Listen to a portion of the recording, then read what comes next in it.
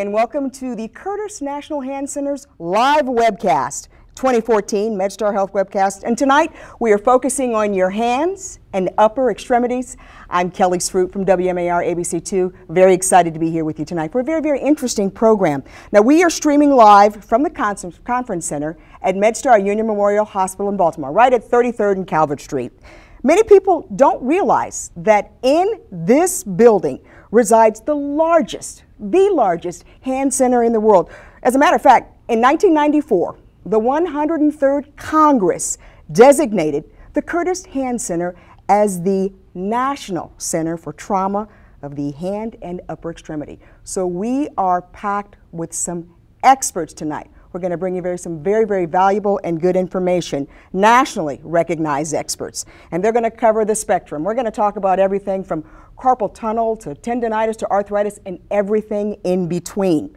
So now, if you're at home and you're watching us via Ustream, accessible through Facebook and Twitter, feel free to post your comments and also to reach out with us with your questions because we want to hear from the viewing audience. This is your opportunity to get some very, very important questions asked. Please use the hashtag AskMedStar. We've got a crackpot team in the back there monitoring all the social media feeds, and we're going to get your questions on the air and get your answers from our panel of experts right now.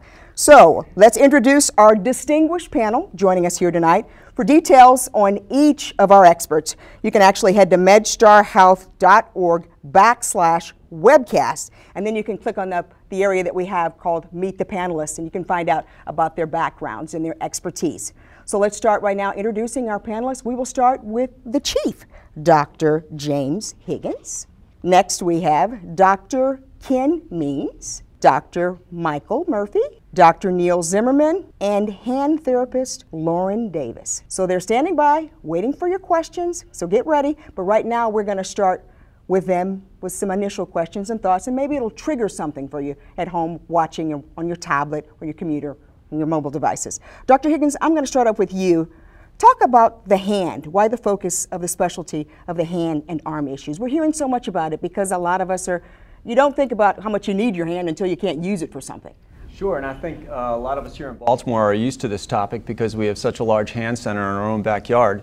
But I think it's quite possible that many of our viewers may not even be aware of the subspecialty of hand surgery and also the things that are available to them for problems related to their upper extremity. It's something I'll try and answer, but I think we're going to see over the course of the next hour from my colleagues here today how far we've come with a lot of our treatment algorithms for difficult problems associated with the upper extremity, anywhere from the common to the complex. But I think if you really were to wonder why most people don't know too much about hand surgery, unless of course they've had a problem with their hand, I think it's because our subspecialty is relatively young. It grew out of the period right after World War II. So our country experienced a huge influx of injured warfighters that came back from various fronts. And while they were kept alive, their upper extremity injuries were relatively neglected, and they would be sent home with very debilitating problems. It made it difficult for them to hold down their jobs, to interact with the world, to use their hands for things that they previously took for granted. At that time, there were a small number of dedicated and very talented surgeons that decided they were going to start a subspecialty of hand surgery. And so they went about growing this craft, and we were lucky enough here in Baltimore to have one of those very surgeons, and it was a small handful of them. His name was Dr. Ray Curtis, and Dr. Curtis is shown on the screen now. Dr. Curtis trained here at MedStar Union Memorial Hospital back in 1945 prior to joining the U.S. Army, and he then went to California, worked in an Army Medical Center, took care of a lot of these soldiers, and then decided that he was going to dedicate his entire career just to treatment of hand problems. And then he returned back to Baltimore here to MedStar Union Memorial Hospital and decided that he was going to start a hand center. And so that legacy that we've inherited today is all due to his efforts and his determination. He surrounded himself with a lot of very talented surgeons from a lot of different subspecialties. We have a few images of those earlier pictures, and you can see here there are pictures of the founders of our hand center. They came from different subspecialties, such as from general surgery, orthopedic surgery, and plastic surgery, and all of them bought in. They all said, I'm going to dedicate the rest of my career to treating upper extremity problems. They continue to train surgeons from the military and from the civilian group of orthopedic and plastic surgeons that wanted to specialize and dedicate their careers.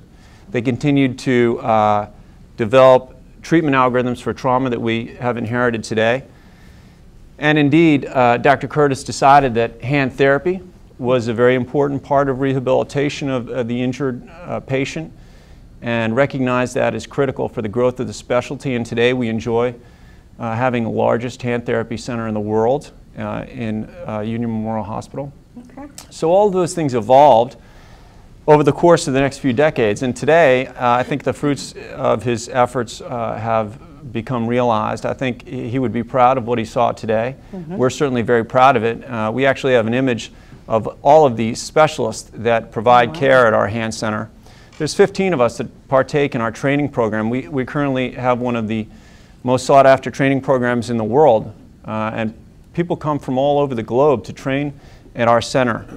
And it's because of the expertise that has grown over decades of teaching, of training, of research, and of people that have dedicated their careers. So this is something that I think if you were to have a hand problem and you were to enter our doors and to see what our hand surgeons can do and see what our therapists are capable of, you would quickly realize that if you did have a hand problem, it's worth seeing a specialist. Mm-hmm. I think we're all familiar with if you have issues like if you have a heart problem, you should probably see a cardiologist. Right. Certainly, one would go through a pregnancy and decide that they would see a specialist called an obstetrician. Mm-hmm. We all know about dermatologists, but many of us may not know about hand surgeons.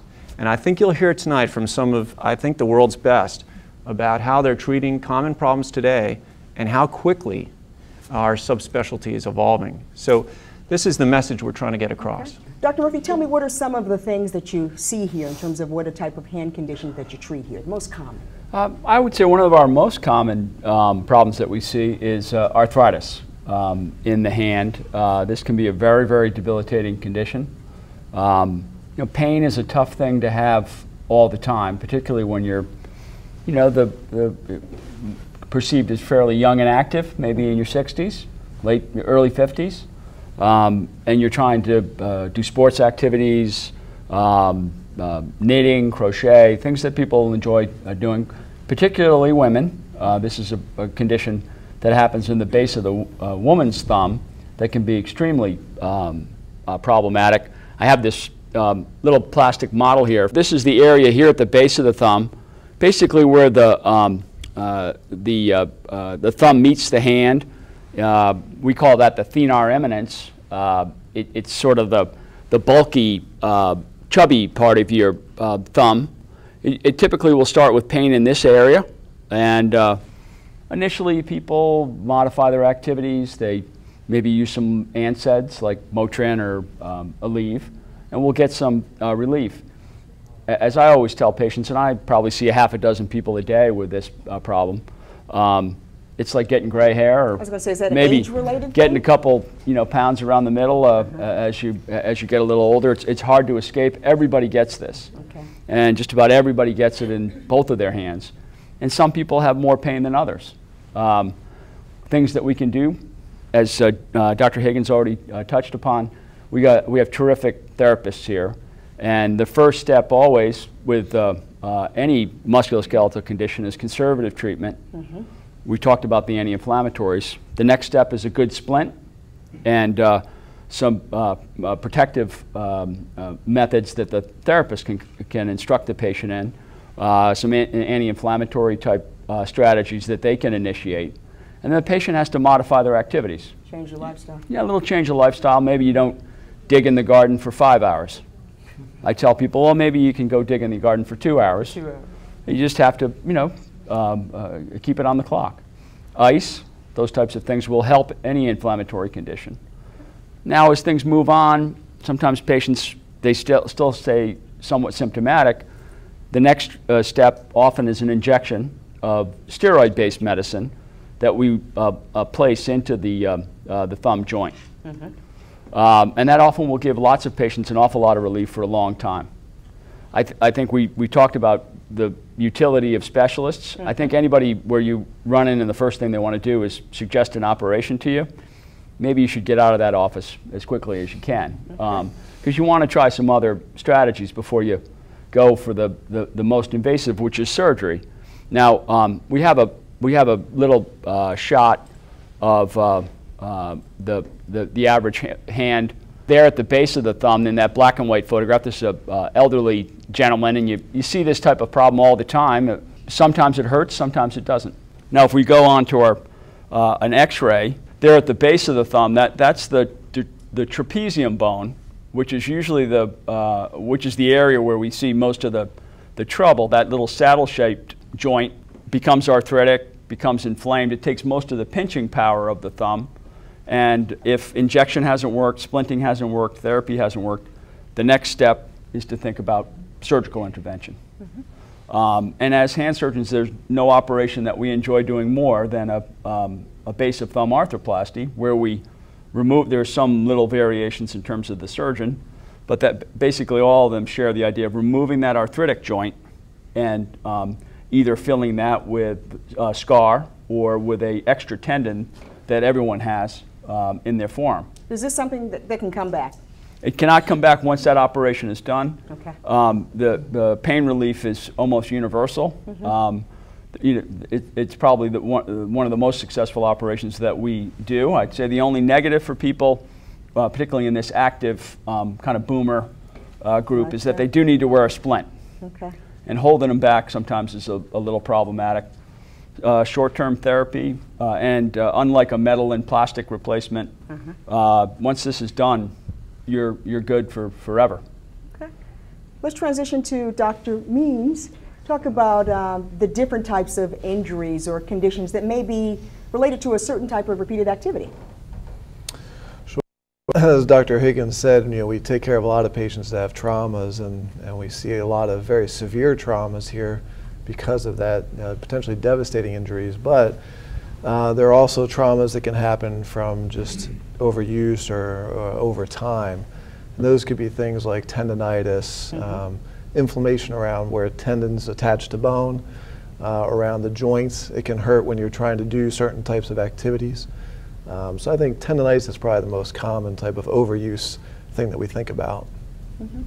Now, everybody in the audience, I'm sure, at this point has heard of carpal tunnel. And that's probably because most of us spend so much time on the computer. I think they say 2010, 8% of U.S. workers reported having carpal tunnel syndrome. So Dr. Zimmerman, tell me, do you think that is so high because of all the time we spend on the computer, and now these days are tablets? I don't think it's the time that we spend on them. I think it's recognition. Okay. And people also frequently confuse any type of pain in the hand or wrist, and they call it carpal tunnel. But some of the most exciting things that we're doing in hand surgery is being able to do the incisions that used to require big incisions through little teeny incisions at the wrist. The carpal tunnel is probably the most common thing that I take care of. If you take a look at the first picture, in carpal tunnel there's a nerve in the wrist called the median nerve that is pinched. On the next picture, you can see that the nerve there is yellow.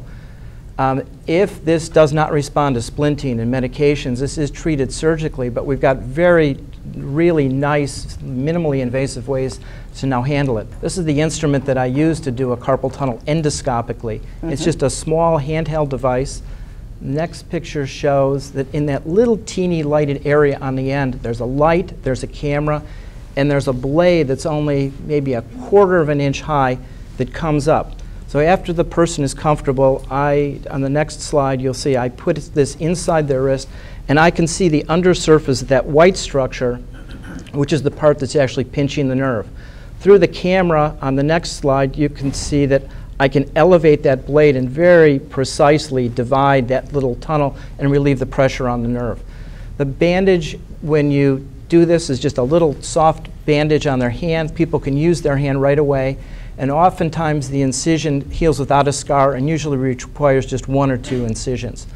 Also, there's a nerve at the elbow called the ulnar nerve that we can also give some room using just a little teeny incision. One of the most common injuries that we can take care of now minimally invasively involves an injury to the wrist where the scaphoid and the lunate bone separate from each other. On this x-ray, there's a gap between those 2 bones that is not normally there. So I can use a telescope, a camera with a lighted scope, and I can insert the camera through those 3 little dots that I made and look inside the person's wrist. And I can see that there's now a separation between those 2 bones that is not normally there. And that really allows us very precisely to repair this problem. One of the most common things that happens to people as they get on in life a little bit is that they can have a tear in the cartilage of their wrist. Just like people can have a tear of the cartilage in their knee, people can have a tear of the cartilage in their wrist. So again, this is that same little camera that I put in there, and you can see at the bottom there's an oval area that represents a hole in that cartilage. I can insert little trimmers and shavers and trim that, and people get tremendous amount of pain relief from that. And Dr. Zimmerman, you mentioned the elbow. We want the viewers to send the questions in, and we are getting some. Someone said that they have tennis elbow. They've already had the cortisone injection. Pain is back. What are the other options? Tennis elbow is almost always something that'll go away given enough time. The typical time for us for tennis elbow is about 2 years. So it's going to go away if you can just hang in there long enough. What the cortisone does is it just makes it less symptomatic until time passes. Rarely do people need surgery for tennis elbow. There's a lot of new therapy, and most of the time this is something that just go away if we wait. I do treat it surgically, as we all do, but only in a small minority of people. How long do the cortisone shots remain effective?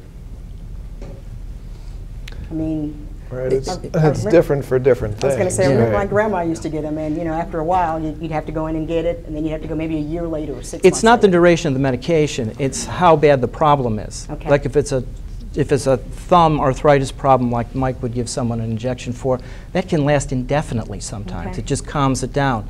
Tennis elbow, it's anything's up in the air. And there are some things that cortisone can actually cure, like a trigger finger where the finger is getting stuck. You can actually give a shot and make it cured.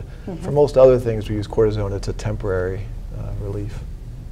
Someone else actually questioned about finger joint replacement. When does that come in? Dr. Murphy, did you talk about that? Well, it's sort of the same series of treatments, the immobilization, anti-inflammatories. We often will try a steroid injection, say in this middle joint here, commonplace for, we call that the PIP joint. We'll try an injection there, perhaps once or twice, and patients will have some relief. Typically, we want to see significant pain at rest, a failure to respond to conservative treatment, and a loss of motion. Most replacements of the small joints of the hand are probably in the middle finger and the ring. We don't do them as frequently in these lateral fingers, these fingers on the side of the hand, because they get a lot of side stress and they can break down. So most of the success is probably in these central 2 fingers. The normal motion's 110 degrees when you're down to perhaps 30 or 40 and it's painful for you. Arthroplasty is a good option if you've failed things like an injection. Anybody who's here in the audience with us, or anybody at home watching who's had surgery, you know how important therapy is, that you have that therapy. But believe it or not, years and years ago, some surgeons felt that they were fearful that the therapy would actually bring back or kind of reverse the repair work that they've done to fix the hand in the area. Now we know that therapy is just as important in some cases as the surgery, other than hand treatment. And Lauren joins us now to talk about tendinitis. Yes. So like Dr. Zimmerman said, we'll often see patients with tendinitis. Sometimes it will go away on their own. Sometimes they've got a cortisone injection, but either way, they can come see us, and there's certainly things we can do.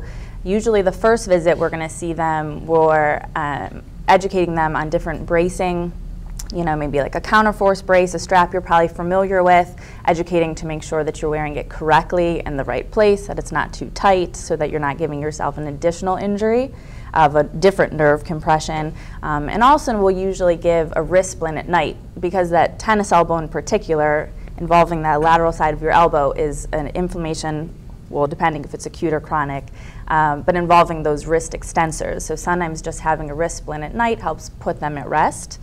So it might be a matter of you come one visit, we give you those splints, show you some stretches, show you some massage, and maybe start you on a home program, and maybe you come back just for a few visits. Other times we might see someone more twice a week for a longer period of time to make sure that they're really progressing, that their symptoms are decreasing, and that we can get them back to their functional tasks, depending if it truly is an acute injury, in which case we're really monitoring pain and inflammation and resting them, versus most of the time what we're seeing is more of a chronic problem, meaning it's been a couple of months at least, and finally that pain is nagging you enough that you're coming to see the doctor. What that means is we're still going to be working on symptom management, making sure we're trying to decrease your pain, but we also know that we can start to progress doing eccentric strengthening of your wrist and forearm muscles, and then also working more proximally on shoulder, rotator cuff muscles to make sure that when you do go back to your regular activities that you're not overcompensating using these muscles down here, that overall your body's strong enough to maintain everything. One of our internet viewers says that he constantly works on the computer and was diagnosed with trigger finger. I don't know what that is, but you guys can tell us what that is, and he's worried that it's going to get worse over time. What exactly is trigger finger? Dr. Higgins, you want to? Wow, I'm just sitting here thinking, we're covering so many topics so quickly, I'm not sure I can keep up. But so trigger finger, at risk of confusing everybody, because we're covering a textbook, a hand surgery here, but trigger finger is another form of tendonitis. It's very common. People these days will blame almost everything on their keyboard. I'm not saying, by the way, to the gentleman in the audience that he should keep typing. I'm just saying that trigger finger, more often than not, is sort of bound to happen in that patient. When people ask me, why did it happen to me? I usually say, you were unlucky. But the good news is, it's not a dangerous problem. It's something that's very fixable, usually without surgery, and minimally invasively. And it's something that never causes permanent disability. So trigger finger is a form of tendonitis that occurs in the palm side of your hand. It occurs right across the mid-palm, where you would imagine yourself sort of grabbing the steering wheel in that area.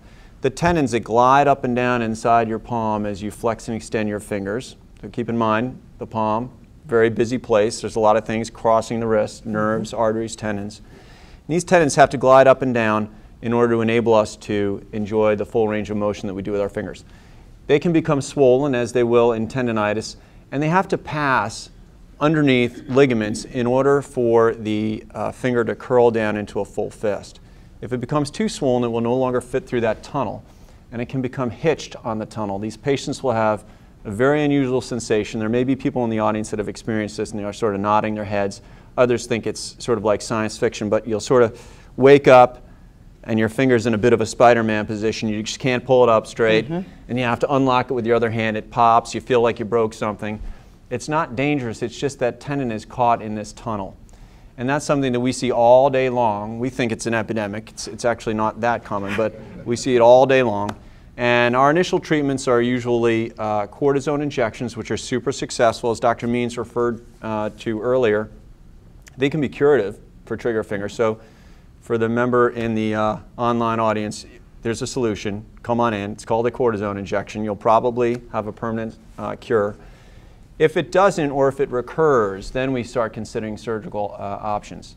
And the surgery is curative and permanently curative for that finger. So simple problem to fix, actually pretty common. You usually know nothing about it nor have ever heard about it until it happens to you, but not at all dangerous. Okay. I just want to say that I thought it was a relatively minor problem until I had one. Oh, okay. And then it was a national emergency. I was going to say, that's the best doctor to have. Doctor who's dealing with what you have. Oh, yeah. No, I thought I was having a baby from my hand. I thought it hurt so much. So I have a lot more sympathy for patients with trigger fingers. That is good. You know, we talked a lot about repeated motions and doing things over and over again. And musicians have specific hand motions that they do. They also can have very, very specific injuries to their hand. And to tell us more about that, we have with us Dr. Ray Wittstadt, who oversees a very unique musician clinic here at the Curtis National Hand Center. Yeah, musicians sort of pose a rather unique set of problems. You know, most of us don't start training for being a secretary or mechanic from the time you're 3 or 4 or 5 years old, but obviously these musicians usually start training very young.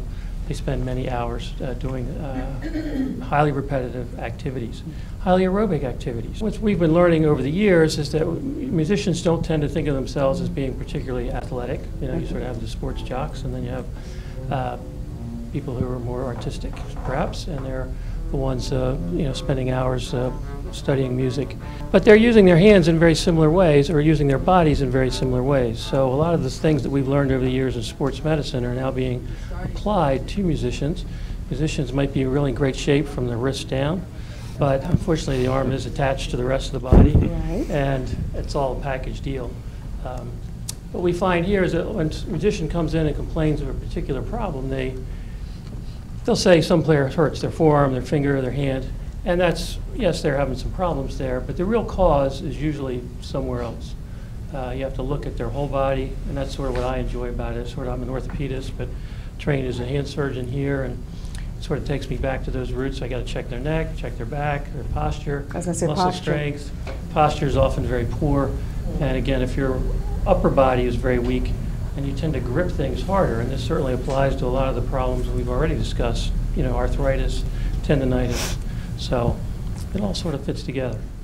Thank you very much, Doctor. So we My have the pleasure. music clinic here as well. You don't necessarily have to be a jock or somebody who works on the computer all the time to need some work done on your hand.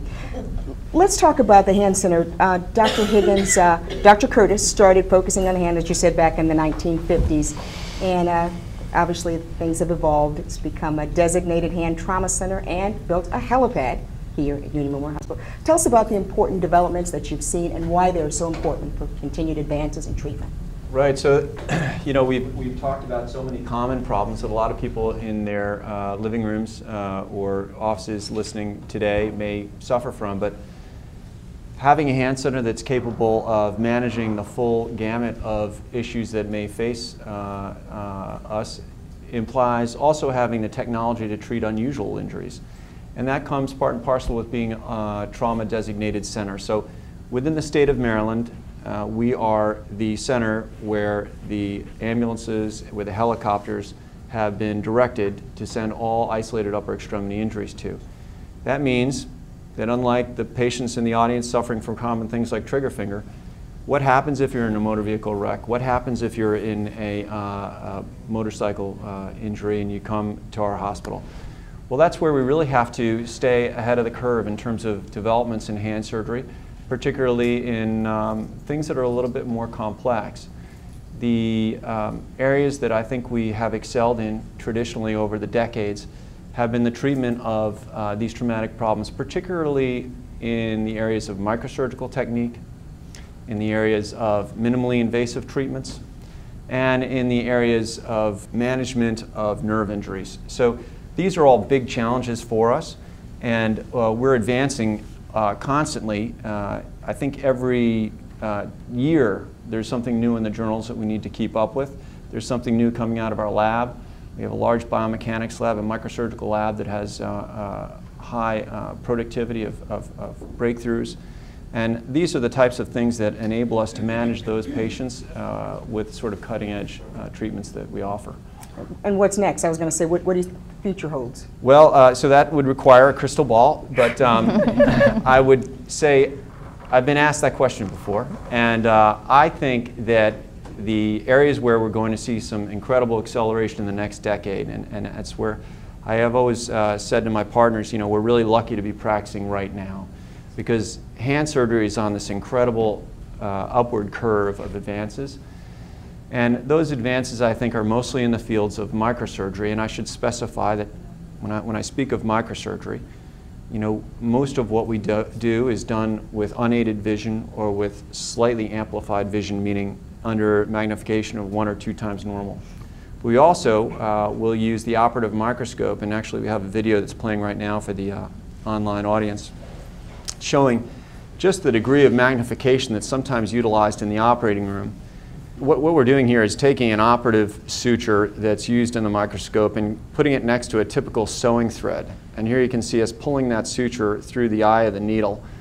So if you think that threading your needle at home when you're hemming your pants is difficult, you need a microscope. It makes it a lot easier. You can see the degree of magnification. So that right there that you're seeing is about 15x, 15 times normal. Our microscopes can increase magnification up to 26 times normal. And that enables us to suture things such as blood vessels, nerves, and structures that are in the sub-millimeter range. So we're able to connect small blood vessels and enable blood to pass through those vessels, even in vessels whose diameter is less than 1/2 millimeter. We would say 0.2, 0.3, 0.4 millimeters. You know, I wish Ray Curtis was still alive, because he'd be so happy to hear that and would be happy with how far we've come. And those tools have really vaulted our ability to manage difficult problems, to sew nerves quite precisely, to bring blood back to structures that were injured and are no longer perfused, to put arms back on and hands back on. I think anybody in the EMS community and medical community in the area knows that we are certainly the referral center for difficult trauma. If someone has an amputation, God forbid, they're sent on their way via chopper or ambulance to our center to see if we can put those hands and fingers back on. But that technology doesn't just enable us to put things back on, it enables us to move body parts around in ways that you would not imagine. And this is what's so exciting, one of the things that's so exciting about our field. If my wife was here, she'd say, stop talking about it, but it's a topic that I love so much. For example, one of our best operations, we were chatting earlier about injured warriors. We take care of a lot of injured soldiers, and unfortunately there is an increasing number of them over the past decade, given our engagements globally. But some of those injuries are injuries of the upper extremity. And I saw a soldier today, for example, that had an injury to his hand from a mortar blast and lost his thumb. Now, maybe 20 years ago, 30 years ago, you would say, you're going to be great on the keyboard, but you're going to have a difficulty grasping objects. You know, you're healed, your skin is healed, you're good. But these days we have a lot of options for those patients, much more than just prosthetics. And perhaps our best operation, I'm getting to it, for this is what's called a microvascular toe transfer. This means we can borrow tissue from the same person and move it about. And this means we can move bones from the lower extremity up to the arm. We can use muscles from different parts of your body and move them to your arm to reanimate your hand. But we can also move toes. There's a couple of visuals here of what we say harvested, or toes that we would take off a foot. This is the second toe that is removed from one such patient and transferred up to the hand. These are used to replace digits that are missing, particularly when the critical thumb is missing. The great toe in particular can make a remarkably normal appearing thumb, and a strong return patient to a strong grip strength, good sensation, and the ability to grasp, interact with the world, hold down their regular job, return to their activities. You know, there's nothing like taking somebody from a state without a thumb to having a thumb, sort of going from, you know, non-primate to primate. I mean, that is a huge vault in capability. So this is my personal favorite operation, in that I really feel like we can deliver in one sweep of a single surgery incredible opportunities for a patient just using the tools and the technologies that we have. So with a surgery like that, with a surgery like that, I would imagine therapy would come in, because you're using something down here that doesn't really get used a lot to something that needs to be used a lot. Yes, we're working a lot with them then for splinting, wound care, a lot in that in particular situation, or with any amputation. We're doing a lot of desensitizing, re-educating those nerves, either that have just been injured, or now you have, like Dr. Higgins said, you have a toe on your hand, and figuring out, well, what my brain's still saying it's down here, and my eyes see it's here, and what am I supposed to do with that? Scar management to make sure now that that site is, you know, something that as it's healing, that people don't think, oh, that's obviously a toe on your thumb. It does start to look so remarkably like a thumb. It's amazing. And then they do have, you know, grasp again. You can tie your shoes, you can zip your pants, you can, you know, fasten your seatbelt. Or I don't know how many patients, if we've seen them, they said, I could grab my ticket coming into the parking garage today. I'd never thought I would be able to do that again. So we really get to see them from post-operative, dealing with just the psychological stress of realizing I didn't have a thumb, now I do, but it's my toe, to progressing to seeing them be so excited to get back to whatever functional tasks they were unable to do now that they probably never thought they were going to be able to do. Now they can. Dr. Means, I wanted to ask you a question. You talked about the cortisone shots being so successful in certain areas. Do you see them for some conditions more than others? Sure, the cortisone is an option for some things more than others, sure. Sometimes cortisone just isn't an option, but I'd say the most common things that we can actually cure, certainly trigger finger is the most common. There's another condition in the wrist called decravange, which is like trigger, but it happens in your wrist instead of in your finger. Those are things that we can cure with cortisone. We can use it actually for carpal tunnel is an option, for arthritis, for other kinds of tendonitis, but for those it tends to be temporary. It does tend to come back, but as Dr. Murphy said, some people I see once a year, I give them a shot and they're good to go. They're doing great, they're happy, they're loving it, so we'll always keep it in mind as an option, yeah, for sure. And while I have you here, I've got a question about the congenital hand clinic. Tell us about that.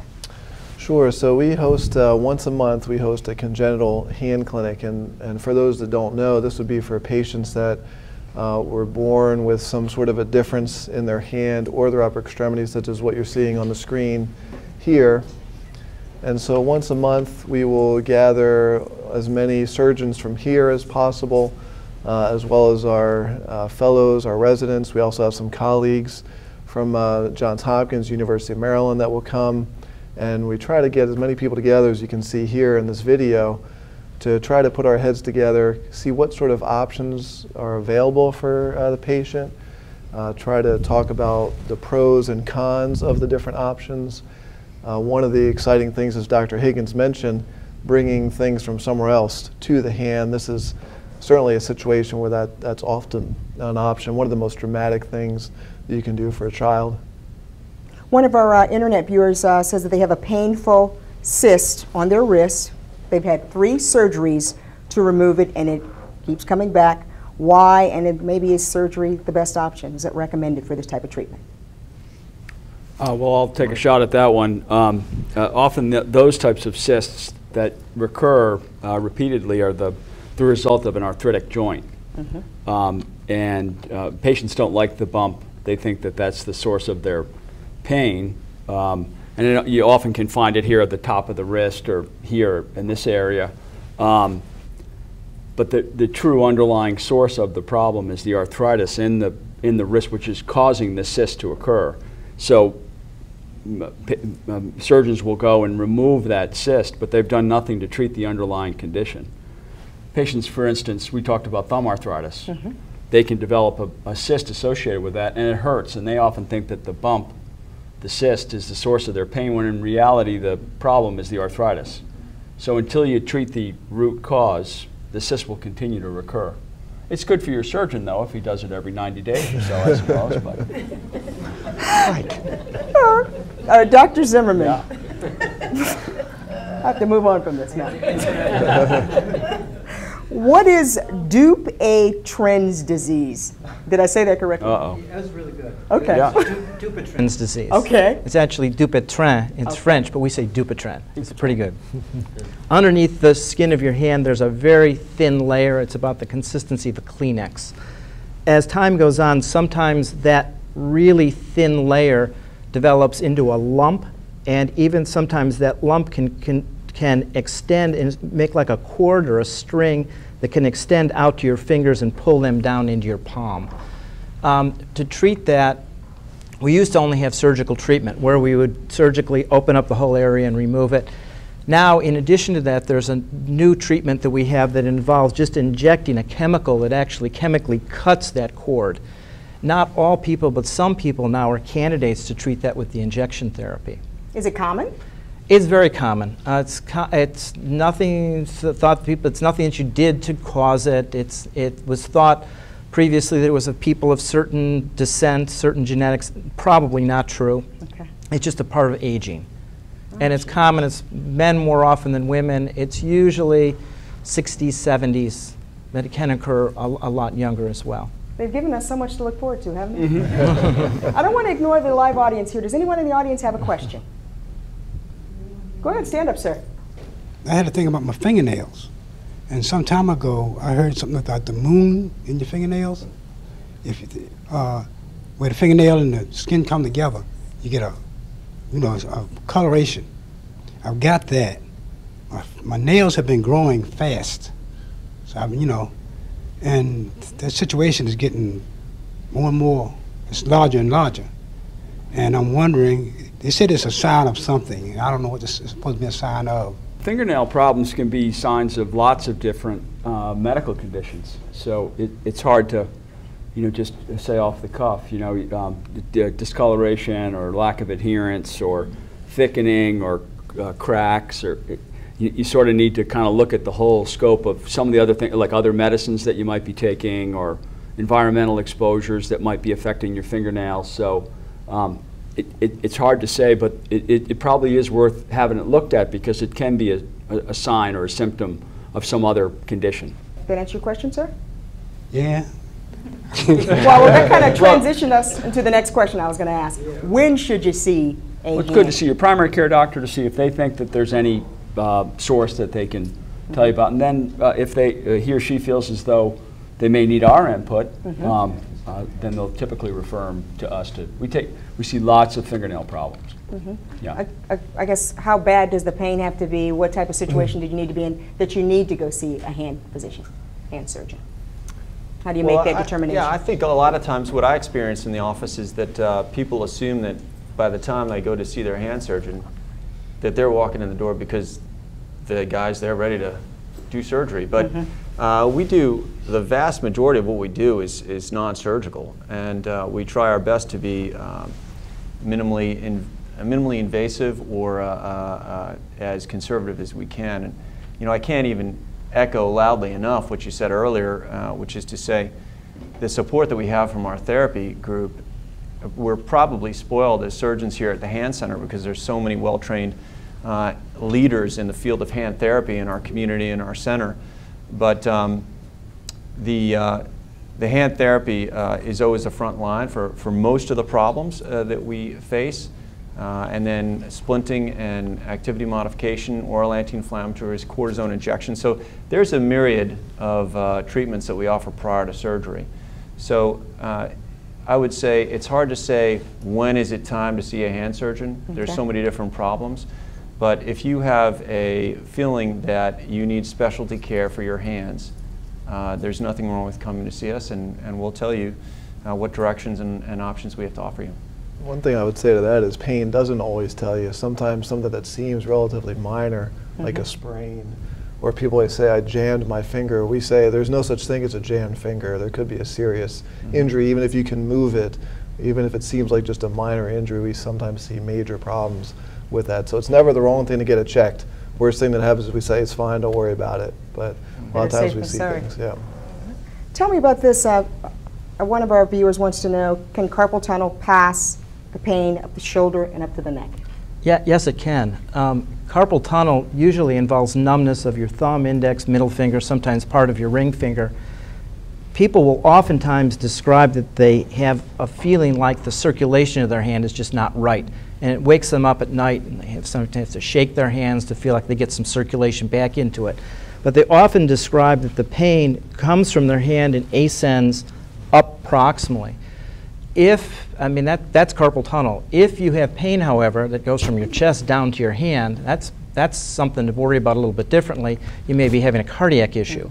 But something that happens at night, hand going up, is probably carpal tunnel or something similar, and it should be checked out.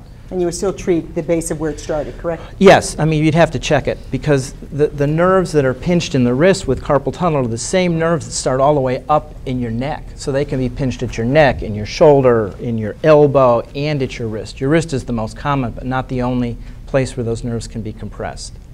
One of our viewers wants to know, how long should it take for a partial radial ligament tear in long PIP joint to last? I'm sure you guys know what PIP joint is. That's sure. That's the PIP joint. A fairly long time. I had one myself. It took 2 years before I couldn't feel it anymore. So a year is not unusual, depending on the individual. If you have a little bit of pre-arthritis too, complicating it, it can be a pretty protracted recovery. Particularly with your activity level. A lot of people who are rock climbers will, they're holding up their entire body weight on these little teeny handholds. And a lot of times they'll injure those little tiny ligamentous constraints in their fingers, which were probably not designed to suspend your entire body from. And unless you back off of it to some degree, it can last for ages. And people never want to do that. No, they never want to stop climbing. Exactly. Yeah. It's like if you sprained your ankle, you wouldn't keep running and twisting it over and over and over again, but people do that because they use their hands all day and they don't think about it. Right. So whereas a sprained ankle might take 4 or 6 weeks, a sprained finger joint could take 4 or 6 months or even longer. When you pinch something, the load that you actually put on these little teeny joints in your hand is huge. If you pinch 1 pound, you develop 8 to 10 times as much pressure at the base of your thumb. And your finger joints also, tremendous magnification of the force that you put on the tips of your fingers. So area for area, the little joints in your hand actually are carrying more load than your knee. Another one of our viewers says they had trigger finger on the middle and fourth fingers. Each had a cortisone shot. Then the middle finger couldn't bend after surgery. It now bends, but with pain. Now it's back in the fourth finger. Any other options for treating recurrences? Other than surgery. I was going to So say, I'm trying to get follow your that. number I'm out trying to there. follow that story there. So got bad Yeah. after the, Yeah, so had surgery on one finger, wasn't very satisfied, or at least doesn't want to go down that road again, and then had recurrence after steroid injection. So I would say that your options are limited.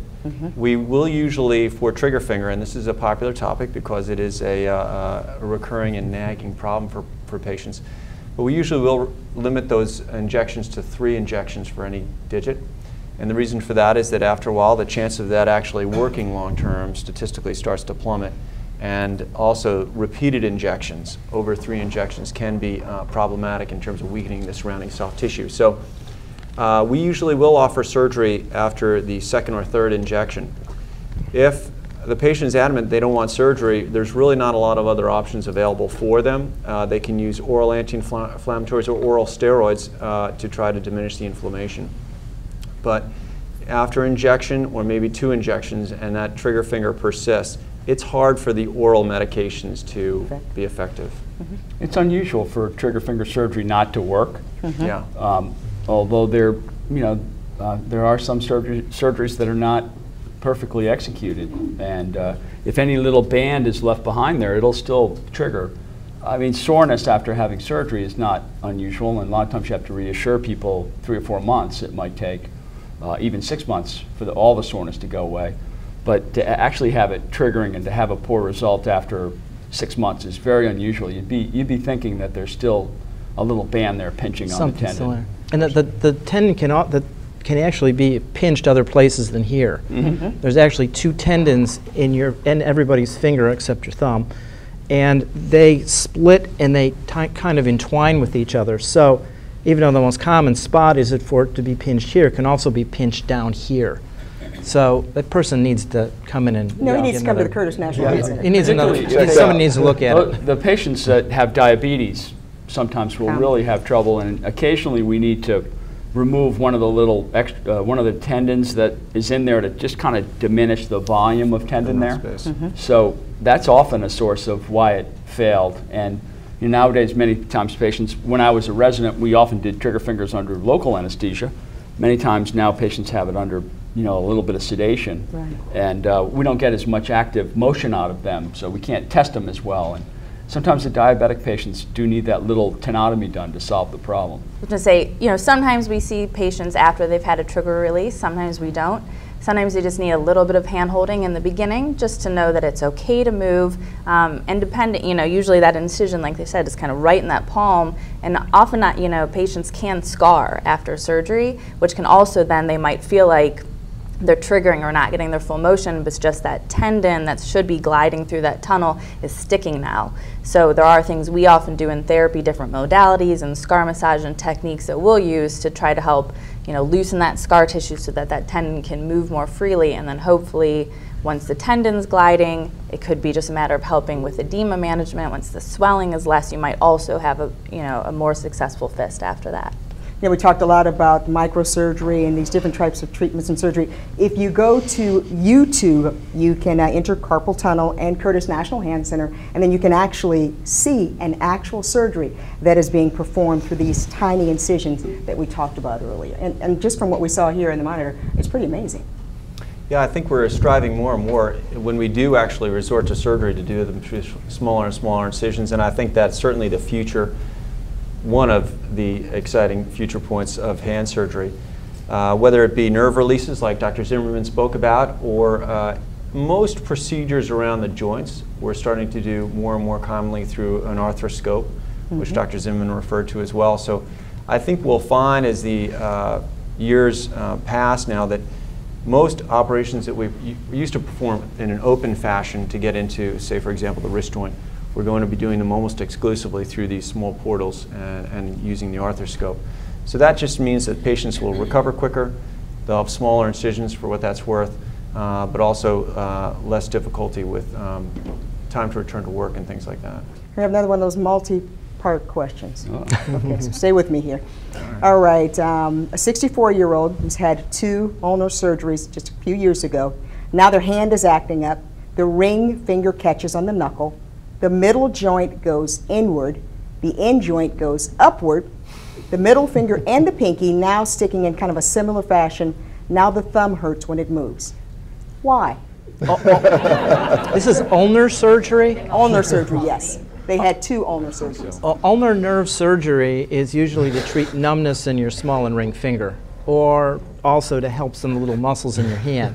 Fingers going different directions sounds like it's a different issue. They're describing clawing. Yeah. Yeah. See, another person who didn't come to the Curtis National Hand Center. Yeah. So there's That's going to take a personal visit. right. Go ahead. And cracked my knuckles, and then I realized that this one's larger than the other finger, and it's just hysterical how, you know, you need a size 15 for this one and a 10 for this one, you know. So does that cause the arthritis? Does it cause arthritis? All or the just evidence we Regardless have. of what your mother told you. Yeah, It's an old wives' tale. Mother's not right. it's an old wives' tale. What The you're only really thing she doing was when wrong you're about. when you're popping your knuckles, well, first of all, when your joints move, there's a suction. Okay, so it's like, you know, you push, you make a suction, and these 2 things can slide a little bit, but they're stuck together. So when you crack your knuckles, you're breaking the suction. It felt good. It does feel good, but it's got no relationship to arthritis. Yeah, it doesn't. And your dominant hand, your right-handed, it looks like, is always a little bit bigger than your non-dominant hand. Okay, and then the bumps, That's a little or the bumps? That is arthritis. That's arthritis. Sorry. You can blame your mother, but not for the cracking knuckles. It came from the genes. Thank you. One more question from the audience? And kids are texting more and more. Are you coming out with like precautionary guidelines or recommendation guidelines as far as what they should do? Should they rest? And are you working with any vendors to improve on the phones as regards for how far the thumb should span as they're texting? Because I'm still an old That's a HP good hunt and question. peck type of person, and just all the kids, if you watch them, they're just using their thumbs all the time. That's Definitely a a hot dangerous topic. question, right? Yeah, so we get asked that question a lot, and I think it's from parents that want to figure out how we can restrict their kids from texting. Doctor's orders. So I would say yes, it's a big problem, but we don't see tendinopathies and we don't see arthritis in an increasing fashion due to texting. It may be because the generation that's texting as much as your kids aren't going to be, you know, teed up for arthritis until after I'm retired, but it doesn't appear to be a problem.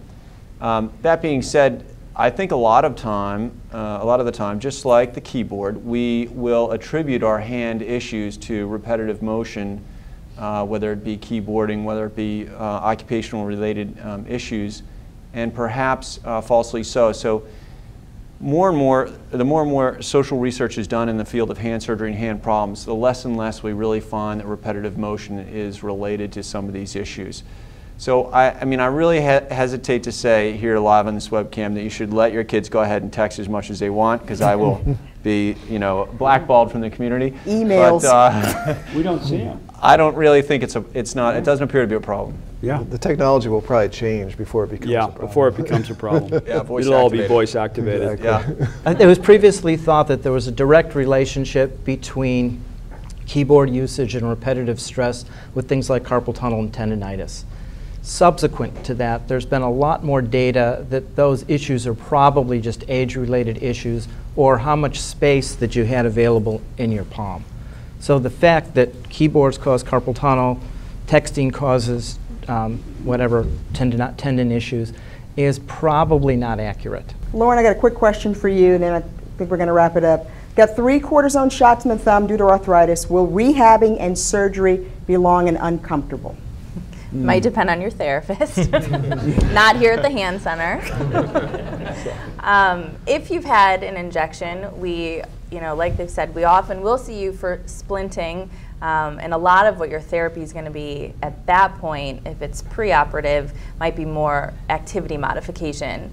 Like Dr. Murphy said, maybe you're gardening for, only 2 hours instead of 5 hours. Maybe you're playing an instrument and you're slower, smaller amounts of time. After surgery, if you do decide to have surgery, the beginning of therapy, we're gentle. We're working on gentle motion. You just had this joint reconstructed, so we're not doing anything aggressive. Like you said, back in the day, we're not trying to mess up a surgery. Okay. We want to work together with the surgeons so that you start slowly regaining your motion, but a lot of what we're working on in the beginning is more swelling management, it's pain management, it's starting just getting used to touching your scar. People don't want to, they think it's gross, but the more you touch it, the better it gets. And then gradually we work on weaning out of the splint, gradually we're working on strengthening, but it's not the no pain, no gain type of mentality. These guys are awesome. I don't know what you guys think, but give them a round of applause.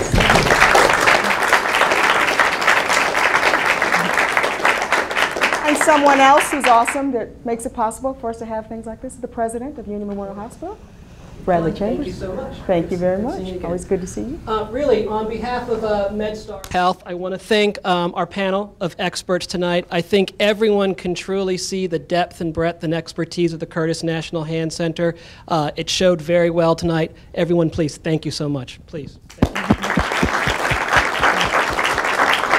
I also want to thank our partner tonight, once again, WMAR Channel 2, Kelly Swoope. Thank you. She's been a wonderful host tonight. I hope all of you take advantage of this webcast. Please reach out to WMAR and to our website here, and I'm sure we'll have plenty of questions coming through. And it'll be on YouTube. And it'll be on YouTube, so thank you.